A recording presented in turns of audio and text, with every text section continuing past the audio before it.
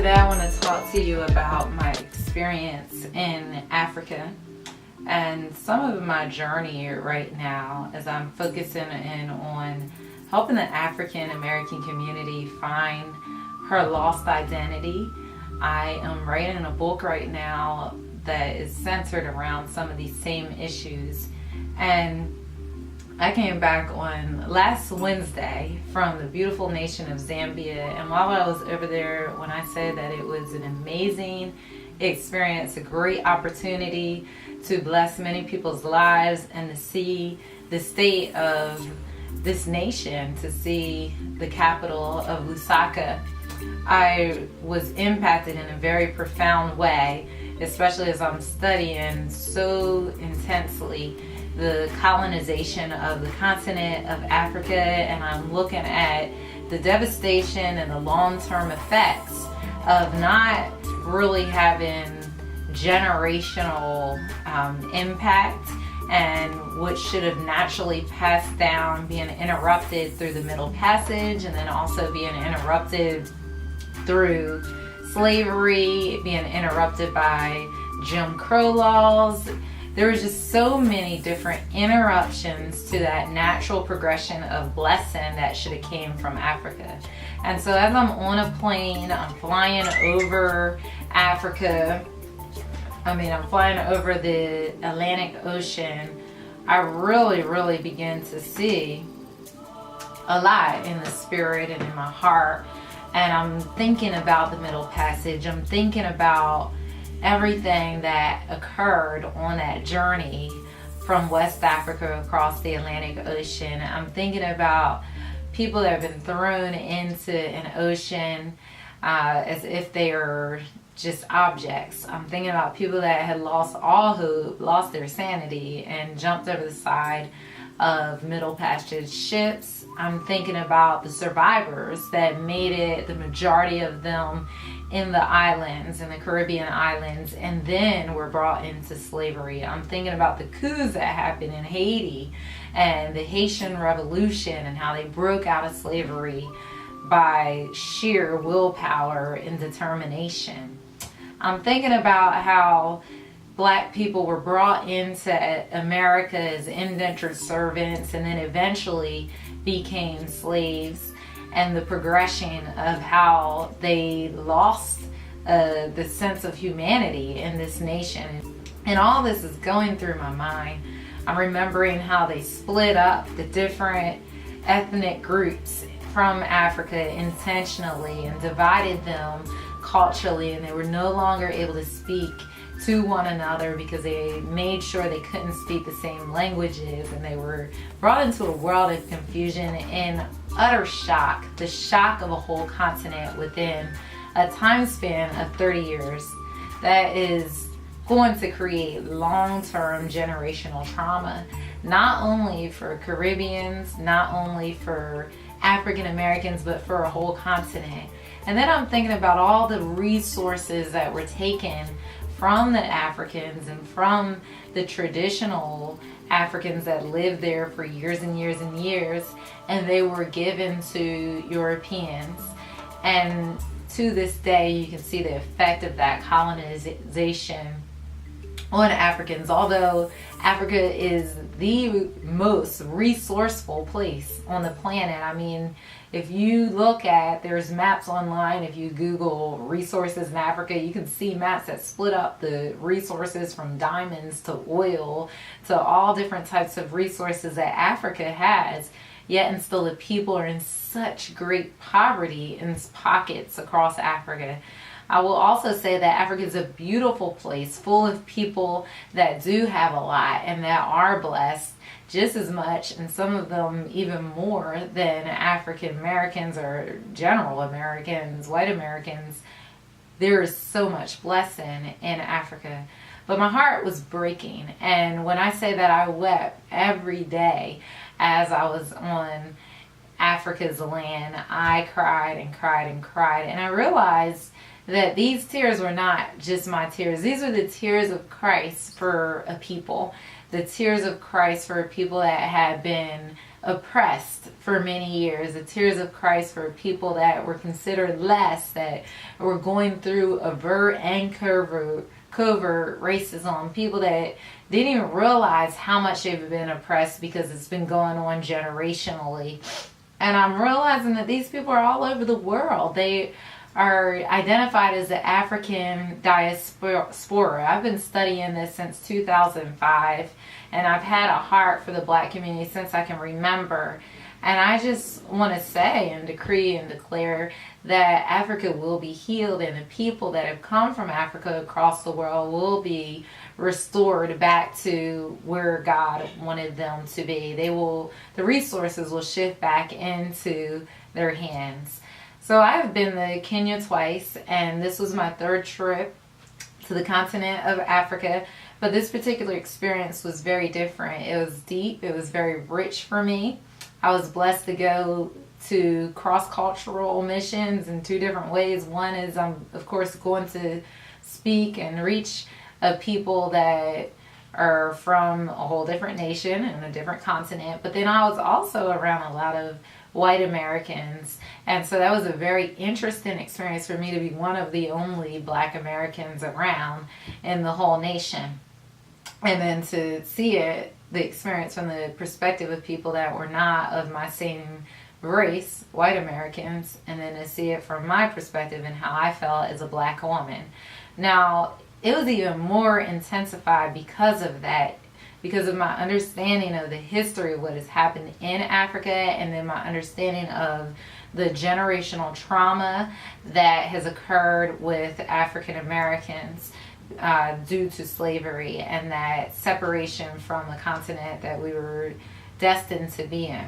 Going back to Africa this time really meant more to me than ever before. I just cannot explain. I have moments where we're sitting in a room with youth, teenage youth, and my heart has been for a group of youth across the nation that would just passionately chase after God in prayer and in worship. And when I say they had that there, they do. These youth were just singing these songs, and as I heard the songs, although I did not know the language, I felt the spirit behind the songs, and it was very, very, very much identical, very similar to spirituals that you would hear that we've sung to get us out of slavery. And you could feel that same heart, that same passion, that same force behind the songs that they were singing over there. And that just broke something in me so deeply. It broke something in me, and then I welled up in my heart with a holy type of reverence and excitement and joy, and for lack of better terms, pride for who I am. It was like a piece that was missing in me just clicked back together. And so I always tell people, if you can go to Africa, especially if you're African American or Caribbean American, go to Africa. You will find a piece of yourself there in a way that nothing else can do for you, that identity that we desperately need.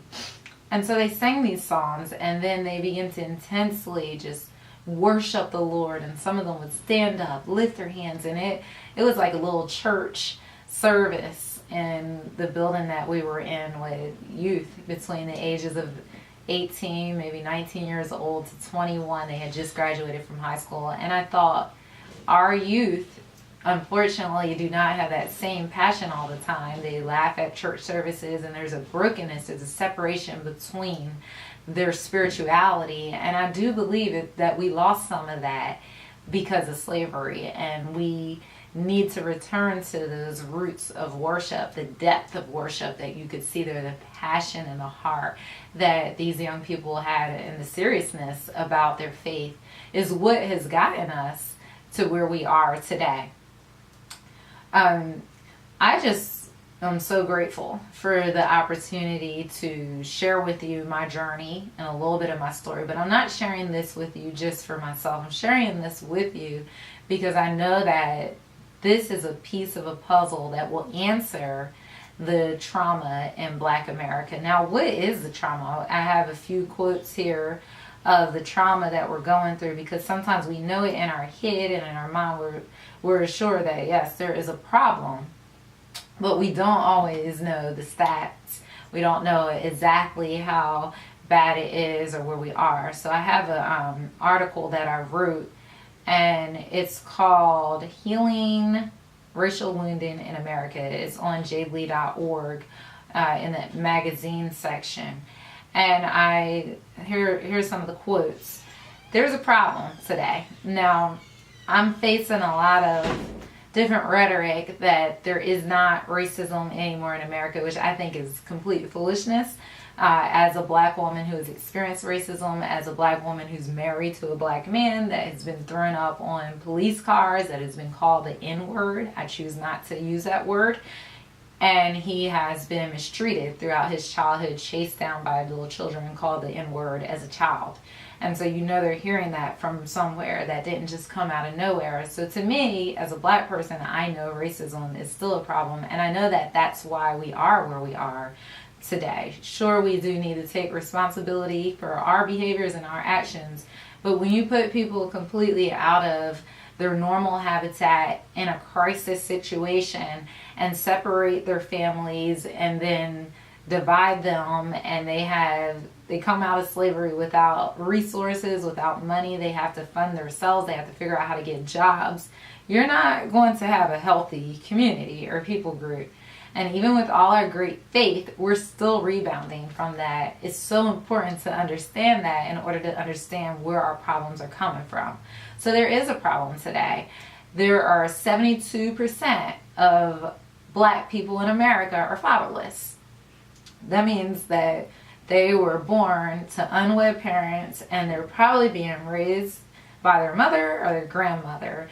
And percentage-wise, a lot of fathers are in jail. Well, we could go on and on for why, but we won't get into that in that session. Y'all make another video on that. 69% of blacks have unintended pregnancies, or they're unmarried. We have family issues, marital issues, split issues. That's clearly coming from slavery. 60% of blacks live in poverty. 30% of blacks have abortion, although we're only 14% of the population. 44% of blacks make up new AIDS patients, although we're only 14% of the population. 1 in 4 black people have abortion or aborted. 82% of black women are obese. So now we have issues, and these issues are not 21st century issues. That's what we have to understand. Because if you go to Africa, yes, they have their problems, but they're not all the same problems. And the problems there are probably stemming a lot from being stripped of their resources and having to try to rebound from that. Over here, the problems are stripped from resources, homes, land, families, split, all types of things happening that are causing us to now see the fruit of that, and then being expected to pull ourselves together in a land that is not our own. Whereas in the Caribbean islands, it was extremely harsh, really difficult there, but they also were the majority. We're still a minority in America.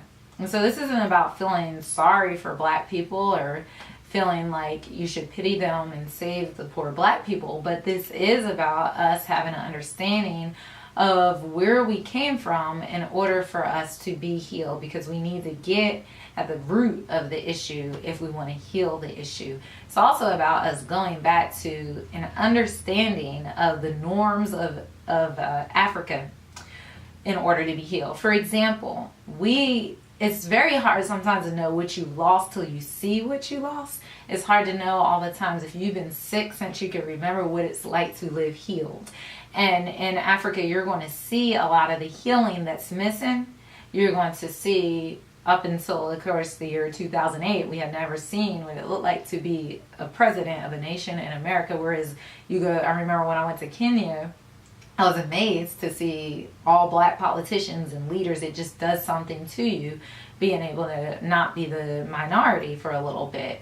So for years, I've been in pain over the African American community, had a burden, seeing our suffering, and also seeing generational confusion, seeing young people that don't know their history, and so they're just having problems without being able to identify, why am I so angry? Why am I so frustrated? Why aren't things working out for me?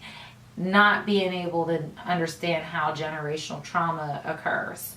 And we know that it's real, because if you're sick physically and you go to the doctor, the first thing your doctor is going to do, even if you're not sick, is they're going to say, honey, give me this piece of paper. They're going to give you a piece of paper and say, honey, fill this out and give me what? Your history. Show me your history.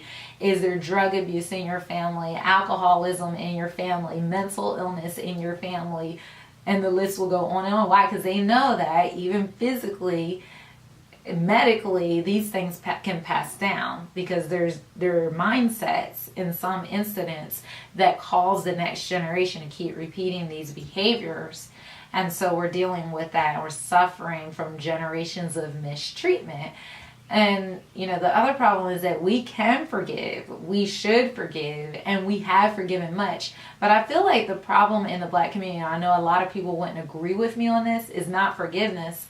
The problem truly is not being comforted for the pain. And a lot of times, even within the church, white people not understanding the trauma, not understanding the pain, saying just get over it. Kind of like in a marriage, if I hurt my husband and he's still in pain, or he hurts me and I'm still in pain, and I say, well, you should be over that by now, get over it, you need to forgive me, and I don't ever feel his pain, I don't do mourning with him, you know, I don't experience some of that pain with him, and not speak to him from the neck up, but speak to him from the heart level, then healing doesn't always come. And so we have a healing and a pain, a need issue here, not just a forgiveness sin issue here. And until the white community is also challenged to feel with Black people for what they've been through, then a lot of that healing racially is not going to occur. And we're still going to have that divide, that two faces, those two faces we have to wear sometimes as Black people. We're one way with Black people, another way with white people, because we know that we've had to do that to survive. So there's a lot of lack of understanding of the need for comforting the pain that we have experienced in both the Black and white community. Some Black people feel like we are just post-slavery and post-racial as a nation, and I think that it's been proven that we're not past that, due to some of the racial issues that are springing up more and more and more. It's God's way of saying, hey, there's still an issue here. I want to heal this, and I want to deal with it. And it's not going to just be Black people forgiving. It has to be white people acknowledging what has happened in our nation. We got to stop erasing things from, like, our history books. You read through the book and you don't learn about the Middle Passage. You don't learn adequately about what was done right here in our land, on our shores. And that is causing a lot of lack of understanding, a lot of lack of compassion. So for me, I really believe that understanding the history of Africa is vital.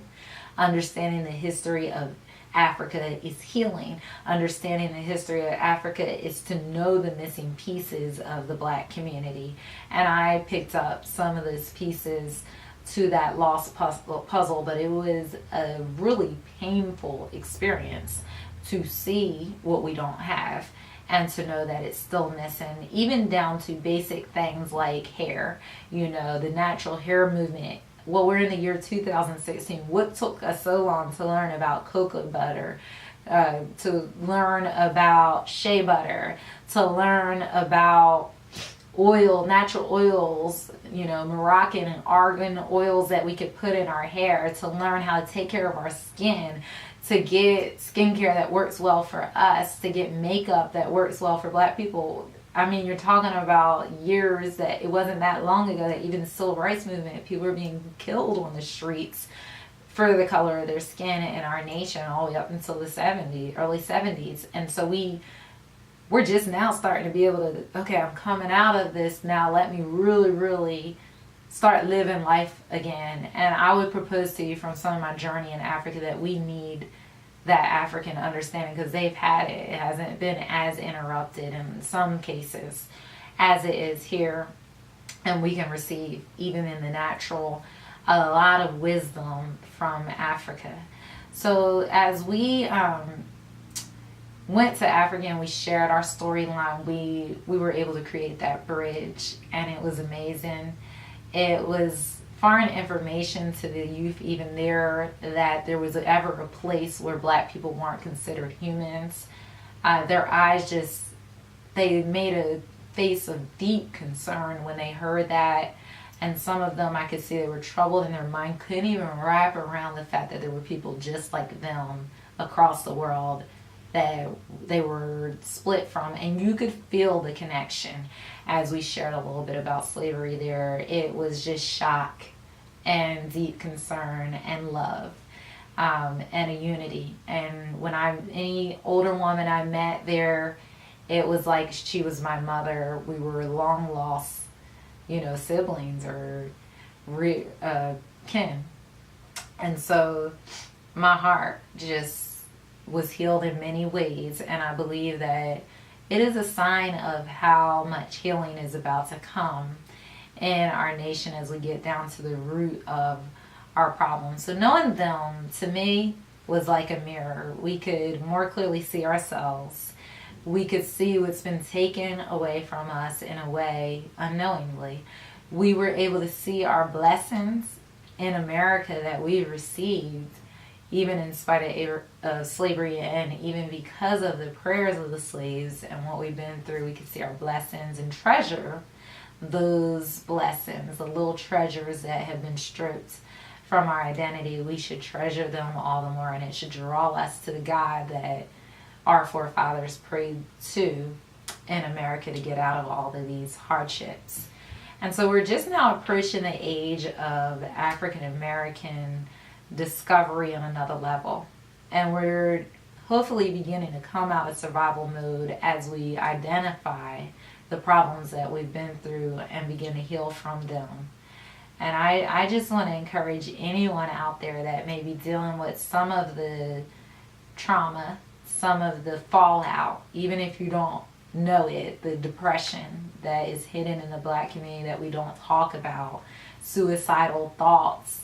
Why don't I connect with my child emotionally? Why do I feel like I have to be so hard and I don't have an atmosphere of comfort and affection around me? Everything is ride or die, make it through it, just survive. Why is my family stuck on food stamps and generational poverty? Why don't the women in my family ever get married, and it's so frustrating, they're alone? Why do I have church moms and amazing women, but they're overweight and obese and their health is deteriorating because there's a void in them that's not being filled, and they're just carrying so much? There's so much that has really come from slavery, and that's not about being a black power person or being an angry black woman. It's just a fact that we need to own, and we need to begin to walk through and identify where these things have passed down. So as we heal, we have to go back. And I know sometimes you don't want to go back. I don't want to go back because it hurts and it's hard. But these stories, the information that needs to pass down is so vital to us healing. I encourage you, study your history, know yourself, look at where things came from, buy my book, read it when it comes out, read my blog on jadelee.org, because I'm going to keep writing about racial issues and writing about discovering our identity as black people. And I just want you to be able to see from a new perspective, a different perspective,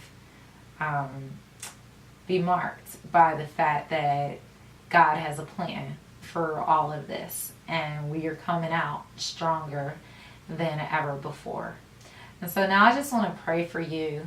I want to pray that you will develop a burden for yourself, for your own people, a love that even if you are pushed down and you feel that, or you've been through racism and you know it's there, and you could see how your family's been affected by all this, that the Lord will raise you up like a Joseph that was thrown into Egypt in a prison, and he was able to come back and be a leader and to help his brothers in a time of need.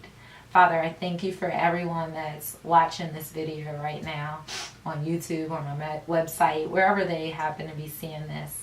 And I just pray for your blessing. I pray, Lord, that any generational problems that have been caused because of slavery in their family lines, that you will begin to deal with those problems. You will uproot them. If they don't know you, they will come into a relationship with you, because that truly is how every single curse, every single issue that's passed down is broken. Do it by your Spirit. Do it only you can do, Lord. Lord, let us take a humble, godly kind of pride in who we are and in how much has been sacrificed for us. And let us remember, if Harriet Tubman did it, if Sojourner Truth did it, if Frederick Douglass did it, if all these people were able to come through difficulties, and they were people of faith and of prayer and people of action, then there is nothing that we cannot do. And I pray that whatever's lacking and missing, the affection, the care, the comfort, the sweetness, whatever may be missing in our lives, because our forefathers weren't able to love their own wives or children like they really wanted to, and they were in survival mode. I pray that you will break survival mode and you will bring us to a place of identity and strength that should be coming from you and coming from us receiving and retrieving what was lost in Africa. In Jesus' name we pray. Amen. Well, bless you for watching this video.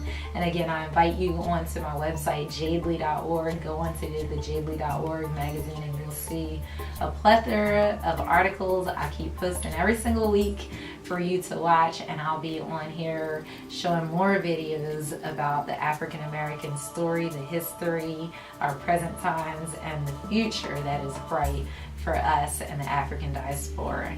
Bless you.